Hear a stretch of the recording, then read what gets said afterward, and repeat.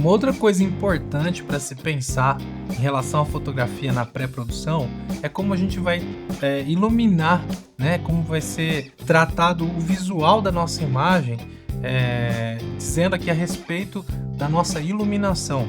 Ah, mas por que, né, pensar sobre iluminação? Iluminação não é só a gente ter uma imagem clara, uma boa exposição e pronto. É, Pode ser também, mas aqui como a gente quer fazer vídeos prós com impacto, né, vídeos que realmente impactam, vídeos que chamam a atenção, que são atrativos e tem aquela estética cinematográfica, então a gente tem que pensar a luz muito mais do que isso, tá? Porque, mais uma vez, vamos recorrer aí ao cinema para ver o que ele tem a dizer sobre isso, né, sobre a questão da iluminação. E assim, basicamente, a iluminação no cinema, ele traz muito mais, como eu disse, do que simplesmente iluminar a cena, mas trazer um clima visual, trazer uma dramaticidade, entendeu? Porque de acordo com você modela a sua luz, você consegue criar sensações, emoções, com a luz também. E a luz no cinema, ela tem, basicamente, ela busca, né, não só essa questão da dramaticidade, ou seja, de como aquela luz ajuda a contar aquela história, né? Se é uma história de terror, a gente ilumina de um jeito, se é história de comédia, é de um jeito. Se a cena é sobre romance, é de outro jeito. Se é uma cena de comercial de margarina, é com a família feliz e tudo mais, né? O Happy Day lá, aí se ilumina de outro jeito. Mas no cinema também se constrói uma luz a fim de ajudar a guiar o olhar do espectador, porque a iluminação ajuda muito nisso, a sombra e a luz, né? Porque se você ilumina por igual todo o ambiente vai chamar a atenção da mesma forma. E quando você escolhe os pontos assim de maior interesse naquela cena em que vai ser mais exposto, né, que vai ter mais luz, você consegue direcionar assim o olhar melhor do espectador para o que interessa naquela cena. Algo que se busca também na iluminação cinematográfica é a estética, né? Que é criar uma tridimensionalidade na sua imagem. O cinema busca muito isso. E essa busca, né, pela tridimensionalidade, você consegue com sombra e luz. Então, é por isso que a iluminação, uma iluminação mais cinematográfica, ela precisa de sombra também. Então, nesse caso, a sombra ela é tão importante quanto a luz. Inclusive, dependendo do tipo de clima visual que você quer criar, né, a sombra ela pode ser até mais importante do que a luz, né? Se você quer criar um clima mais pesado, muita sombra, muita penumbra, porque pensem que a sombra, além de ajudar a direcionar o olhar, normalmente ela cria climas mais assim intensos, mais pesados. Por isso que é muito usado em filme de terror, porque é na sombra que mora o que está o desconhecido, né? O imprevisível. Porque a luz, o que está iluminado, a gente está vendo o que está lá. Agora é na sombra que sempre se esconde o mistério, né? A gente não está vendo. É na sombra que pode estar escondido o assassino psicopata, o monstro, né? Ou seja, existe uma função ali, né? Para sombras que se quer criar também. E quando a gente fala dessa questão de criar tridimensionalidade através da sombra e luz, é só mesmo a gente recorrer à pintura, por exemplo, que a gente pode ver, ao desenho, à pintura, que a gente vai ver claramente isso.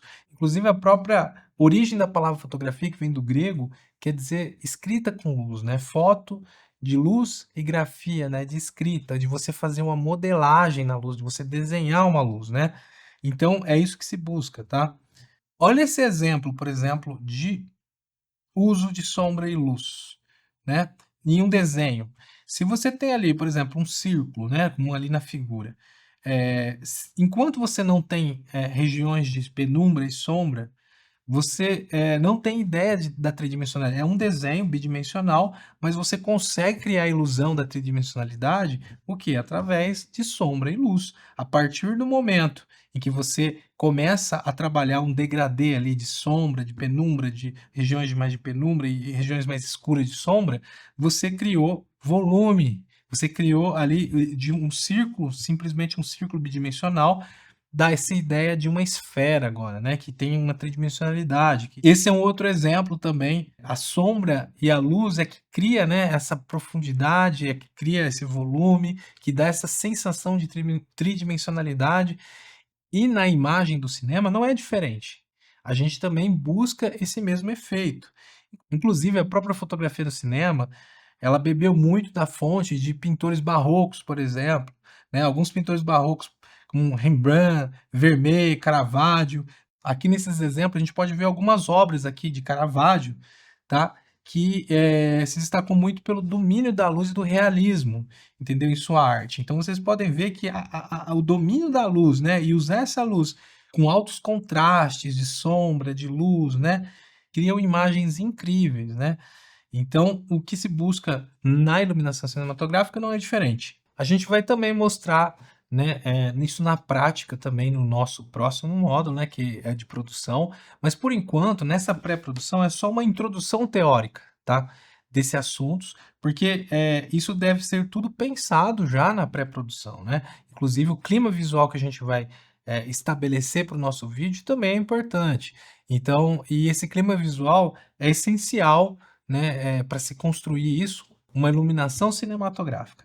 E assim, outra coisa também que é legal a gente estabelecer aqui, que são alguns aspectos, né, que determinam uma luz, né. Então a gente vai falar um pouquinho sobre esses aspectos, sobre 4 aspectos que ajudam a determinar uma luz, e é importante que vocês tenham ciência disso daí, para que vocês possam modelar uma luz mais adequada para o que vocês querem, tá. E o primeiro aspecto que eu queria falar é sobre a qualidade da luz, né. E a qualidade da luz se diz respeito a ser uma luz direta ou uma luz difusa. A gente vai mostrar aqui no exemplo, aqui, né, de forma mais ilustrativa, né, para vocês entenderem melhor a diferença entre uma luz direta e difusa, que é o seguinte: a luz direta, ela é uma luz mais dura, é uma luz mais concentrada, que ela vai, deixar sombras mais marcadas, tá. Então é uma luz um pouco mais agressiva, é uma luz, e isso tem a ver com o tamanho da área de emissão da luz, entendeu. Se ela é uma área menor, né, ela vai ser uma luz mais concentrada e ela vai fazer mais sombras, entendeu. Ao contrário de uma luz difusa, como vocês podem ver, que no caso, né, é uma luz que se espalha mais, né, então porque você aumenta o tamanho da fonte da luz, ela se espalha mais, e aí as sombras ficam mais suaves, entendeu. Então essa seria uma luz difusa. Tem várias maneiras que você pode usar para difundir uma luz, você pode com o mesmo refletor fazer uma luz mais soft, ou uma luz, né, uma luz mais soft mais difusa, ou uma luz mais dura. Existem, várias formas de você criar, né, essa difusão de luz, tá, mas isso daí também eu vou mostrar na prática no próximo módulo. Aí, qual que é melhor usar? Depende do que você quer criar. Normalmente se usa uma luz um pouco mais difusa, justamente para não marcar muita sombra, para não ficar uma luz muito agressiva, mas de repente o efeito que se quer criar é justamente esse, né. Às vezes é uma cena mais pesada, você quer criar um clima mais pesado, mais agressivo, então você pode optar por usar uma luz direta. Mas o importante é você saber que esse é um aspecto, né, a qualidade da luz que você pode trabalhar. E também uma outra coisa que ajuda a determinar uma luz, né, é a direção, entendeu? A direção em que ela está incidindo, né, em relação ao assunto que nós estamos fotografando, né. Então, a direção, ela ajuda a dar forma, né, a dar o volume que a gente quer, e também a criar tons e sensações diferentes, a modelar um rosto diferente. Vocês podem ver no exemplo como que a feição da pessoa pode mudar somente pela mudança de direção da luz. Isso que é interessante. Então tudo isso, deve ser usado a favor. Que tipo de feição ou de característica você quer criar para os personagens. Como vocês podem ver, uma luz mais frontal, né, de frente, jogada de frente para o personagem, é uma luz que cria menos sombras, né, que deixa o rosto mais limpo, né, mas ao mesmo tempo também chapa mais o rosto. E conforme você vai mudando a direção, você pode deixar o rosto um pouco mais misterioso, entendeu? Né, a 45 graus, por exemplo, você pode deixar meia face somente iluminada, é muito usado aí também, que vocês veem muito isso no cinema, né, quando você quer criar um certo mistério, a gente só tá vendo uma parte do rosto do personagem, né, então isso já muda bastante a feição do personagem, assim como também se você jogar uma luz mais de trás, né, que aí sim você vai criando praticamente mais sombra no rosto ainda, e uma silhueta praticamente, Então, mas isso aí tá errado, não dá, a gente não tá iluminando o rosto. Depende, entendeu? É justamente sobre isso, né, depende do que você quer criar, você tá criando uma atmosfera diferente. Assim como aquela questão da brincadeira da lanterna, lembra de você iluminar, por baixo, né, você ilumina por baixo, e aí dá aquele aspecto meio sombrio, né, meio assombroso, né, para contar histórias de terror. Então, porque é uma direção de luz que é incomum, a gente não está habituado a ver dessa forma, né, então cria um aspecto meio estranho pra gente quando a gente vê alguém iluminado dessa forma.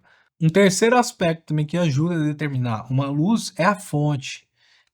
Qual é a fonte, né, dessa luz, né, que pode ser uma fonte natural, como por exemplo a luz do sol, a luz do luar, por exemplo, também, ou pode ser a luz de uma fogueira, né, de uma chama de uma vela, né, assim como também pode ser uma fonte artificial, como tem diversos tipos de iluminadores artificiais também, e é normal e é comum que se combine essas diversas fontes, né, em uma produção audiovisual, né, de você usar uma parte de luz natural, com luzes artificiais, entendeu? E fazer uma combinação entre elas. Claro que desde que você saiba o que está fazendo. E o quarto ponto que eu queria falar que ajuda a determinar essa luz é sobre a temperatura da luz, né?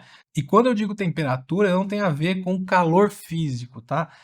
A temperatura, ela diz respeito a um aspecto de tonalidade que essa luz vai ter, visualmente falando, entendeu? É aí que a gente diz, né, a respeito da luz mais quente ou uma luz mais fria. Uma luz mais quente é uma luz mais amarelada, como por exemplo, aquelas luzes incandescentes, né? Essa luz também normalmente que a gente tem na rua, nos postes, né? E assim como também a luz mais fria seria aquela luz de LED, aquela luz fluorescente, então que é aquela luz mais branca, né. Então existe uma escala em que a unidade se chama Kelvin, tá, que mede essa temperatura de cor. Então normalmente uma luz mais amarelada, mais quente, ela está em torno de uns 3000, 3200 Kelvin, assim como uma luz de LED normalmente que você tem, né, desses LEDs que você compra, é em torno de 5000, 5500 kelvins, né, assim como a luz do dia também, né, do sol normalmente também, gira em torno dessa temperatura de cor, entendeu, de 5500 kelvin. Claro que depende do horário, depende se o dia está mais ensolarado, se está mais nublado. Inclusive você pode observar que a luz natural também, ela muda muito essa temperatura de cor dependendo do horário, né. Uma coisa que fica muito claro é, por exemplo, quando um sol do meio-dia, né, que seria uma luz mais branca, assim como uma luz do entardecer ou do amanhecer, quando o sol está nascendo ou está se pondo, que você vê aquela luz mais amarelada, se você tem aquele aspecto mais amarelado. E aí no exemplo você pode ver uma luz, mais quente, né, 3200 Kelvin, assim como também uma luz mais branca, né, a 5500 Kelvin, tá. E também a combinação entre essas 2 luzes. Assim como também a gente tem luzes coloridas, né, aquelas luzes de RGB que você consegue fazer uma combinação entre as cores primárias e criar a coloração que você quer também. E o efeito visual que você cria na sua imagem também depende de como a câmera está setada, entendeu? Mas isso também não se preocupe que a gente vai mostrar isso na prática, né? Depois, quando a gente estiver no próximo modo, que a gente vai mostrar como setar a sua câmera de acordo com o efeito visual que você quer criar, tá bom? Mas o importante, por enquanto, é você saber quais são esses aspectos que vão ajudar a determinar a luz que você quer criar.